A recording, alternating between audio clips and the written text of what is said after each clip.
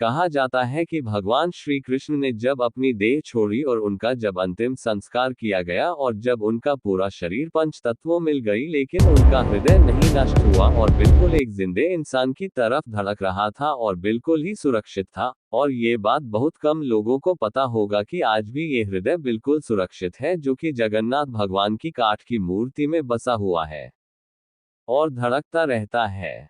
भगवान का रहस्य, जब भी भगवान जगन्नाथ मंदिर की सफाई होती है तो ये सोने से बने हुए झाड़ू से होती है।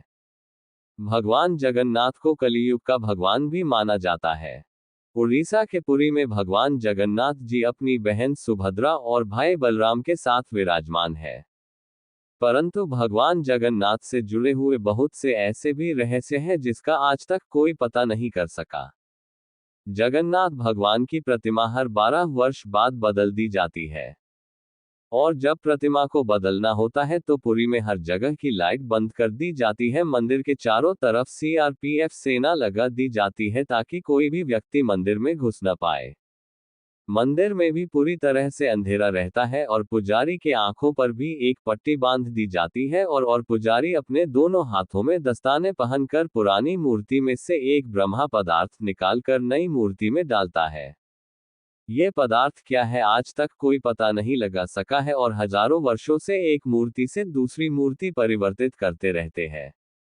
यह एक ऐसा अलौकिक पदार्थ है जिसको छूने पर इंसान का पूरा शरीर भस्म हो जाता है। माना जाता है कि इसका संबंध भगवान श्री कृष्ण से है। जब जगन्नाथ भगवान की प्रतिमा बदली जाती है तो उसके साथ साथ मंदिर के हर प्रतिमा को बदल दिया जाता है। प्रतिमा तभी बदला जाता है कि जब आषाढ़ के 2 महीने आते हैं, वैसे ऐसा 12 से 14 सालों में एक बार होता है। जब ऐसा होता है तो इसे नव कलेवर कहते हैं। लेकिन आज तक कोई भी पुजारी ये नहीं बता पाया कि वो पदार्थ क्या है जिसे एक मूर्ति से दूसरी मूर्ति में डाली जाती है। जिन पुजारियों ने उस पदार्थ को हाथ लगाया है उनका कहना है कि यह खरगोश की तरह उछलता रहता है और आज भी हर साल जगन्नाथ यात्रा का पहले वहां का राजा स्वयं अपने हाथों से झाड़ू लगाता है। और इस मंदिर की एक खास बात यह भी है कि जैसे ही हम मंदिर के सिंह द्वार से पहला कदम अंदर रखते हैं तो समुद्र के लहरों की आवाजें सुनाई देने बंद हो जाती है, जबकि जैसे ही मंदिर से एक कदम बाहर रखेंगे समुद्र के लहरों की आवाजें तेजी से कानों में सुनाई देने लगती है। अक्सर मंदिरों के ऊपर पक्षी बैठे हुए दिखाई देते हैं, परंतु जगन्नाथ मंदिर के ऊपर से कोई भी गुजरता हुआ नहीं दिखाई देता और मंदिर पर लगा हुआ झंडा हमेशा हवा के विपरीत दिशा में लहरता है और पूरे दिन किसी भी समय भगवान जगन्नाथ मंदिर के मुख्य शिखर की परछाई नहीं बनती है। मंदिर के लगभग 45 मंजिल ऊपर लगे झंडे को प्रतिदिन बदला जाता है, क्योंकि ऐसा माना जाता है कि अगर एक दिन भी यह नहीं बदला गया तो मंदिर पूरे 18 सालों के लिए बंद हो जाएगी।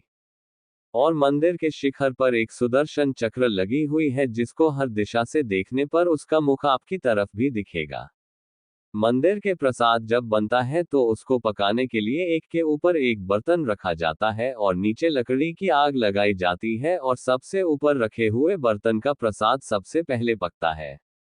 जगन्नाथ भगवान मंदिर में कभी प्रसाद घटा नहीं है और सबसे आश्चर्य की बात यह है कि मंदिर के कपाट जब बंद होते हैं तो प्रसाद भी अपने आप समाप्त हो जाता है।